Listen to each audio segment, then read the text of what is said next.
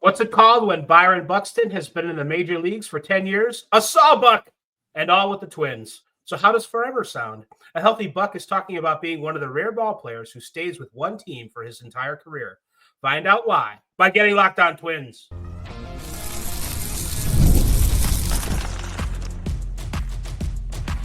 You are Locked On Twins, your daily Minnesota Twins podcast. Part of the Locked On Podcast Network, your team every day. Hey, good morning. And hello again, everybody, and welcome back to Locked On Twins, your daily go-to source for the top Minnesota Twins insight, discourse, and analysis.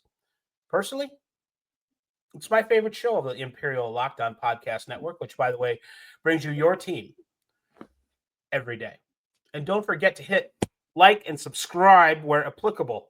I'm Dave Brown, an MLB writer since Byron Buxton was racing around small-town Georgia in short pants. I'm also a BBWA member and a Hall of Fame voter, although I probably won't get to vote on Pete Rose if his name happens to come up soon on a ballot, and that's okay with me. Across the Great Plains of cyberspace is Brandon Warren, who's probably exhausted from the fantasy baseball draft he had last night. Way too early in March for that kind of stuff, but to each league of their own. Brandon was a Twins fan who, don't laugh at me, who became a Twins writer. And now he's both as the site expert at Puckett's Pond, a blog about the Twins. On the podcast today, should the Twins get Byron Buxton a forever bouquet and sign him to a lifetime contract? Not too many ball players have had a chance to play their entire career with one team. And Buck wants to, reportedly. He's already put in 10 years. That's most of the work right there. His name is Topa, and he collects baseball cards. Twins right-hander Justin Topa has collected cards since he was a wee lad. And just because he's a pro ball player now, it doesn't mean he has to stop. What's the great white whale of cards that he and his dad are hunting? Why, himself. Call me Ishmael Valdez and get me a hanging rack of pack of tops, baby. All right, so I could have read that better. Thirdly, and lastly, Brandon has some thoughts on a fun photo of the Twins catchers from earlier in spring training. There it is. And what the deeper meaning behind it might be. Here's a hint. It has something to do with how Corey Lewis's knuckleball makes Twins players feel. Before we talk turkey, we need to inform you listeners who are listening. Today's episode is brought to you by FanDuel. Right now, new FanDuel customers can get $150 in bonus bets if their first $5 bet wins. Download the app or head to FanDuel.com to get started. And speaking of wannabe starting something, we're going to start the show, Brandon. The Twins were off Monday, so there's no game to talk about. Right. They have another off day. At first I thought, well, enjoy that off day because it's the last one you're going to get for 35 days, but it's not true. They have another one in 16 days. And then kind of one the day before opening day, but it's like a workout. So that's the day after opening day too. And the day after opening day. The day after is a terribly awful movie about nuclear war. So let's not bring that into it. But anyway, and the Diamond has premiered, so that's content that we can discuss. But the first thing is, there was a nice story over the weekend about Byron Buxton wanting to be a forever man with the Minnesota Twins. He's put in 10 years. It's hard to believe that it's been 10 years since he debuted. Or maybe it's been, is this the 10th anniversary? Is it now 11 years? Because it was 2015 when he made his yeah, so it'd be the 11th. How does that work? What does math mean? I don't know. Yeah. Well, Ricky's got how many? What has Ricky got? 12 years. Byron Buxton's got 10 year. Ricky's got 12 year. I don't remember what it was. Yeah, if we got Puckett's Pond, maybe we could have Buxton's Bond because he's Bond had his bond to the Twins that he wants to continue. And boy, I gotta say, Bobby Nightingale and Phil Miller, you noted this earlier too, have been on just like a generational run with content this spring. They've just done a tremendous job. And pretty much everything we're going to talk about in this episode outside of my insane conspiracy theory, I guess even that has roots in one of their Star Tribune photo. Yes. Yeah. So it's just an incredible run that they've been on content wise. And so Phil, finding out from Buxton that he wants to stay here, a lot of fans, whatever, blah, blah, blah. He's always hurt, whatever. You're always going to get the negatives with it. But I think it's pretty awesome to hear him say that. And I wrote about it. And Like the names in Twins history that you identify with Twins and Twins only are pretty impressive. I mean, it's Joe Mauer, Kirby Puckett, Tony Oliva, Brad Radke, and I had one other one that is escaping me right now. That was on my list. But in general, though, they are franchise pillars, franchise cornerstone type players who everyone remembers as a Twin for life. They remember them for life as a Twin, and then they remember them for their lives like, oh, that guy was a Twin. And so I just think that's a cool legacy to desire. Now, whether that means anything outside of playing out the end of his contract that has 4 more years on it through his age 34 season is unclear. And again, not like anybody could even know that right now, Napoleon. But, if he does the Joe Mauer thing and plays out his long deal and then retires, that's probably just fine with the Twins. And if he wants to come back and he can still play, that probably would be fine too. But I think people are not making a big enough deal about this. It's a pretty cool sentiment to have someone love Minnesota and Minnesota to love them back. Most of Minnesota, that is, in a state where we're just so constantly being pick me, pick me, pick me. When someone actually does, how do we react? It's just kind of funny. It's very classic Minnesotan to see how some people have responded to it. Yeah, I don't know if it has something to do with the World Series being the victories being long enough ago that enough people don't remember, kind of what it's like for everything to come together for the Twins. It's pretty special. And I don't know if Kent Hrbek was coming to mind. There's a guy. Oh, yeah. Yep. Kent Hrbek was another one that I completely biffed. By the way, did you see the episode of The Diamond that came out? I did. And I was going to make some references to it, but yeah. Well, Rocco saying we want a bleeping parade and like what the fans will believe in of you and they'll love you forever. If you don't bring a parade, like the next best thing you can do is be a Twin for life, I would say. And ideally you can do both, which Kent Hrbek and Kirby Puckett did. And so, yeah. Get yourself a man who does both, as they say. Exactly. My goal, he says in Phil's feature in the Star Tribune, my goal is to finish with the Twins. That's been my goal since I got drafted. And now I'm sure. It's something you don't see a lot, a guy staying with one team.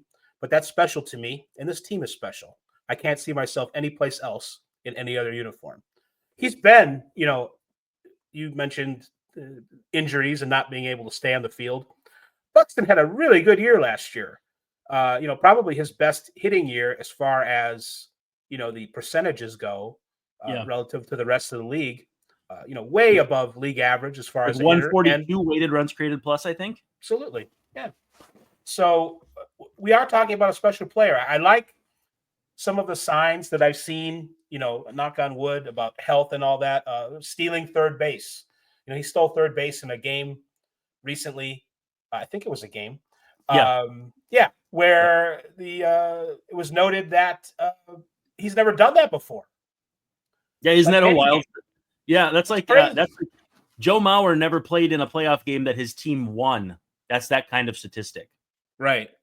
But I think it's a good, I've seen I would call it constructive criticism of the team to want to steal more bases. And I know that there are, I don't know if you want Royce to be doing that, but generally speaking, even the guys who aren't that fast, I think they know there's probably guys in this team that know how to get to third base. And I mean that in the baseball sense. Yeah. It's, I like the idea. I think Buxton, I give him a green light every time, but he should go. He's chiseled amazingly. Looks like a football player out there. I don't think there's any reason that he couldn't, steal 10 or 15 bases, and a whole bunch of them are third base. And I know it's just another thing that the Twins can do and take advantage of. And I think they should take advantage of having Byron Buxton as long as he's there, because it's a special guy. And that's too a part of the sticking point of was it Rod Carew needling him say you should steal 60 bases? Well, he's got to be on first base 60 times because he's either at second base or rounding the bases. He's not walking that much, although he did walk at least once the other day.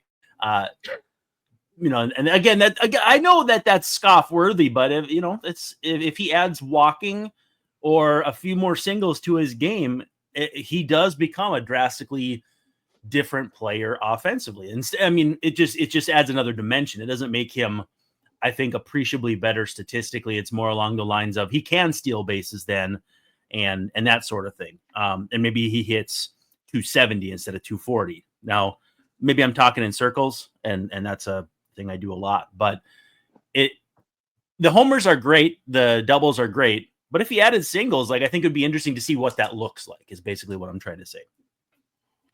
And just to kind of put a cap on Buxton's feelings about why he's so happy with the Twins, it's the people you're around, the relationships you make with the people and with the city, the fans, even the reporters. That was funny to hear.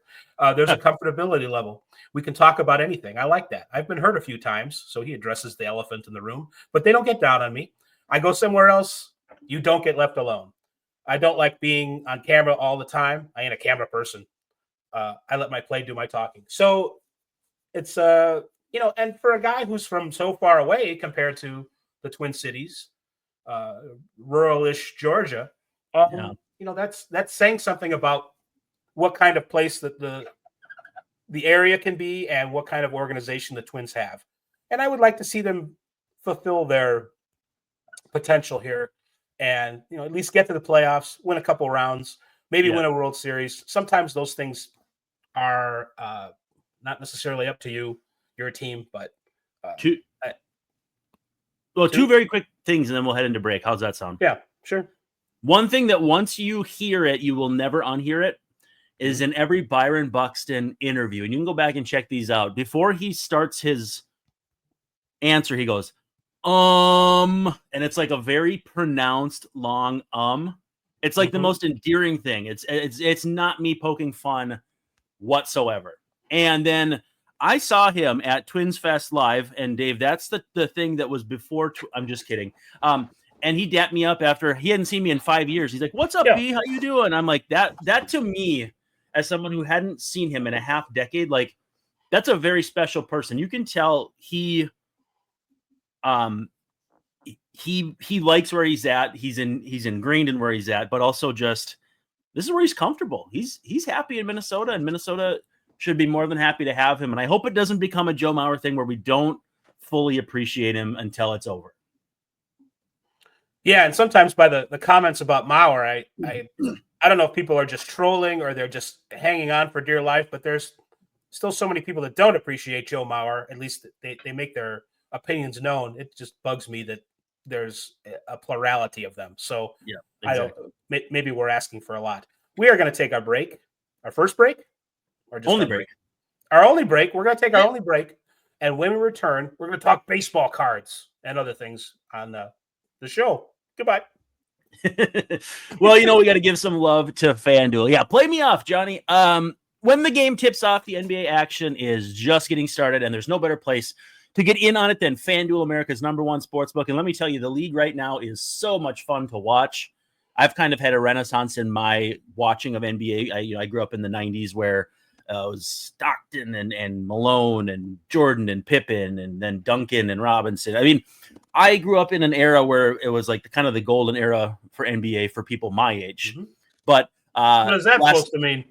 Well, last night, though, there was a play where Dyson Daniels, who's been incredible defensively this year, stole the ball, fired it down to Trae Young, and it was a buzzer-beating, game-winning layup for the team that did not have the ball in the closing seconds. And if you want to get in on action like that, FanDuel will let you place live bets throughout the game. So even if you miss tip-off, and, Lord knows if you miss tip-off, you still get to see a whole lot of action. Some people still say the NBA really games are decided in the last 5 minutes. Well, FanDuel wants to help you with that. You can bet on a fourth quarter comeback. You can bet on all kinds of different stuff. You can stay in the action. And if you're looking for a bigger payout, check out those SGPs. They're same game parlays. You can just combine all your live bets. And if you hit all of them, the multipliers really come up to speed here. And you can win big cash. I've seen some people posting theirs, and it's 3 bets, and they're getting back some pretty nice coin.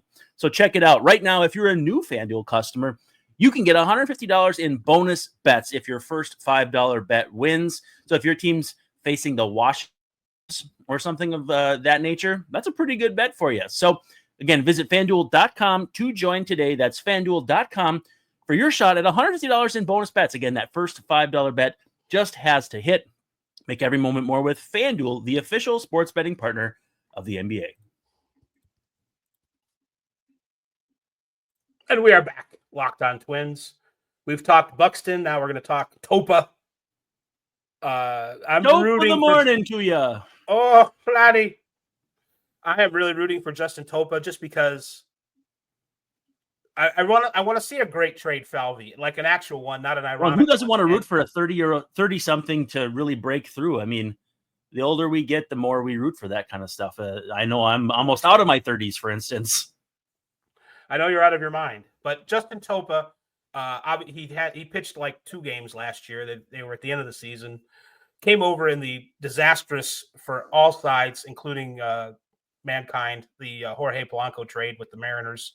Nothing good has come of it yet for anybody, but there's still a chance that Justin Topa can be an effective relief pitcher with the Twins this season. But I'm rooting for him. Mariners too. Absolutely. I'm rooting for him to do so in part because of another great story, maybe my favorite so far. Yep. There might have been one other one, but Bobby Nightingale wrote a feature about how Justin Topa collects his own baseball cards.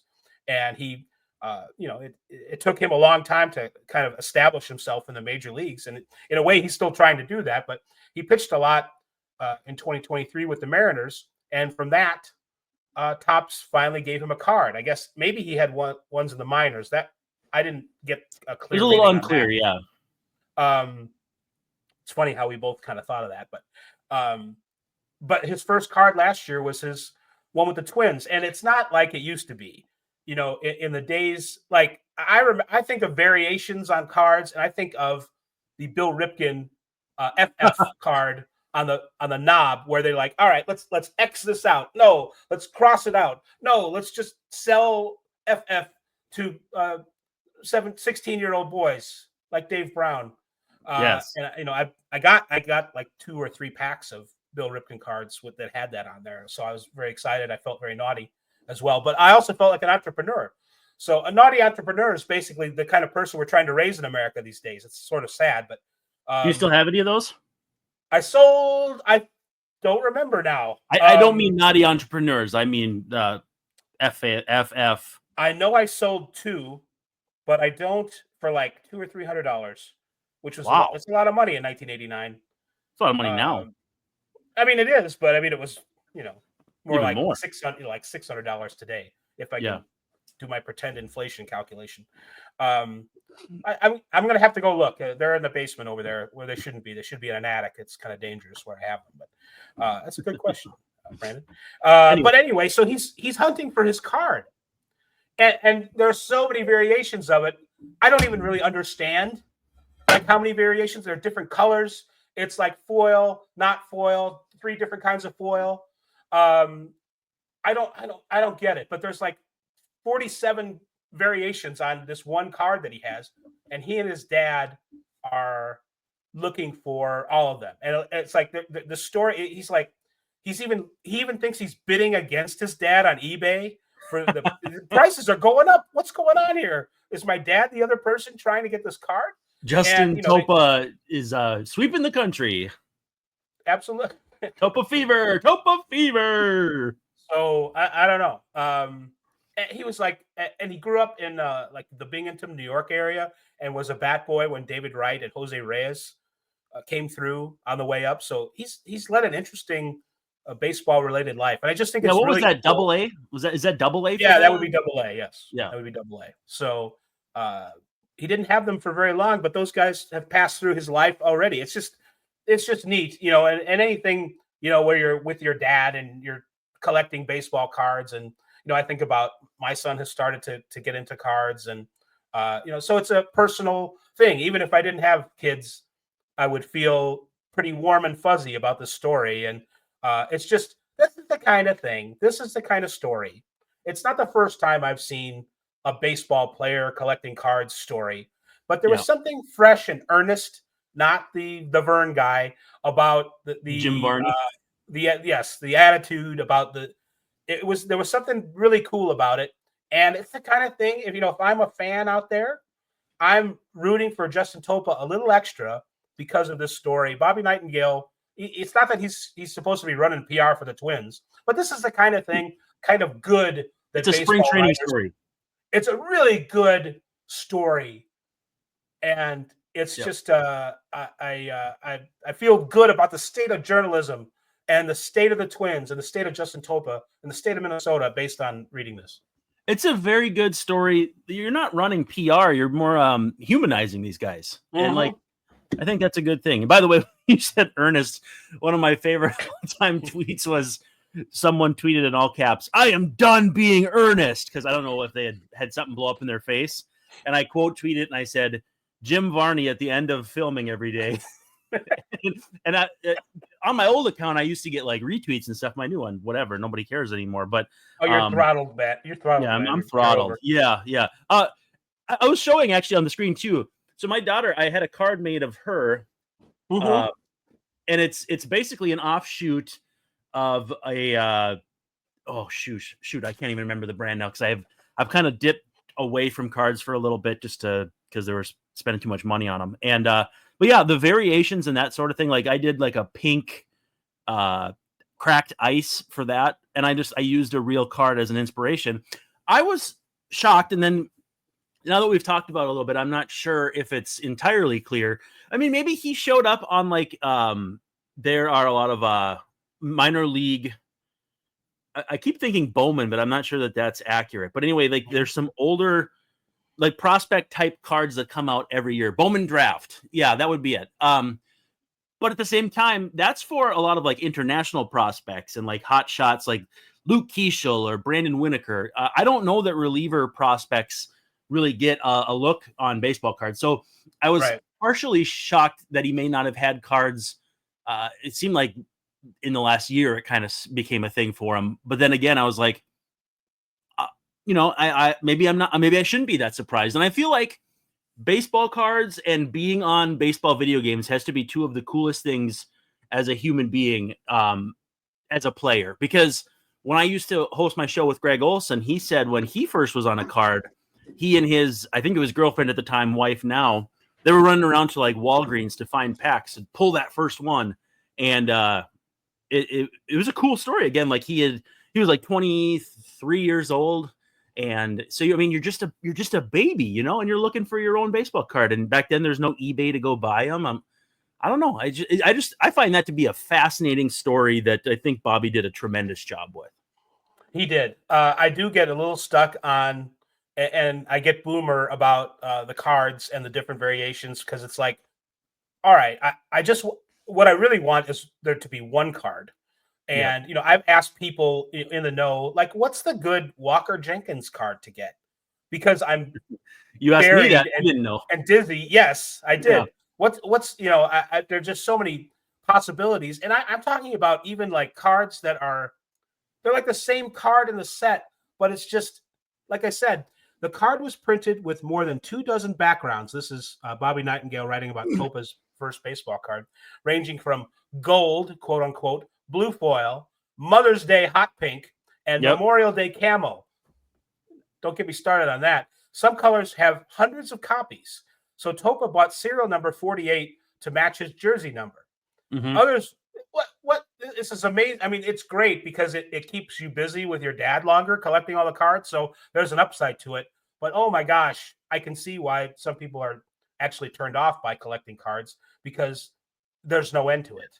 Well, and what bothers me is like I don't have enough time to break. Like I'm trying to look at mine. And I'm like, okay, is this the blue wave, or is this the aqua blue shimmer, or is this the blue alternate? And then there's numbered cards, and like I think it's all cool. I just think it's maybe one step too far, because like, hey, I got a Royce Lewis purple card. I don't know what that means. Is it valuable? Is it not? Oh, and then this one has a different background. It's an alternate short print. Okay. I just wish they made them a little easier to tell. And last thing about this, if you send Justin Topa a card, he'll send you stuff in return. Someone pulled the first card they printed and messaged me on Twitter, Topa said. I was like, what do you want for it? He's like, no, I just want you to have it. I ended up sending him a couple things like sign balls and stuff. So, this is a guy who, if someone is thinking of him, he's conscious of that. He's going to be considerate of their, giving him the time of day. And that's how I got this. 1 second. That's how I got this. Yeah. If you can't see, Brandon is getting up to get something from this extensive collection of stuff. Yes. So this is a Garrett Jones gamer signed by him. And all I did for that was DM'd him on Twitter and I said, hey, check out this card I got. I thought you might think it's kind of cool. And I dropped the bat. But it was him and Kent Hrbek on each side. And there were like no comps for it on eBay or anything. And he's like, well, what do you want for it? And I'm like, I'd rather just trade you something. I don't want to make money off you. It's your card. You signed it. You've actually seen this card in your presence before. What's it worth to you as far as a trade? And he goes, I'll send you a bat. And I was like, sweet. It's a good deal for me. So that'll go up on the wall here eventually when I get around to having that stand built. Right. It's just, and it's neat stories like that. It doesn't have to be with one's dad or whatever. There's collecting, for all my complaining about the variations on the cards, it's still it leads to fun possibilities, interaction with ball players and that kind of thing. So, all right, Topa's in the books. Okay, Brandon, the last thing is this. There was a really fun picture that the Star Tribune took. And there it is. You can see it. I call it Sexy Jeffers. Jeffers, he's giving a pose that reminds me of that sexy dancing pumpkin that we see in the GIF every year at Halloween. Oh, yeah. It kind of looks like that. But you see that there are other catchers in here in this photo, and you see a hidden or a subtext to it. You see, there he is. There's Mickey Gasper. It looks like he's got like a modified catcher's mitt on, like maybe it was a first baseman's mitt turned into a catcher's mitt for a special pitcher by the name of Corey Lewis, perhaps. I'm going to show this one more time. Let's let the record show that I think this looks like a forlorn look on his face. And what's he looking at?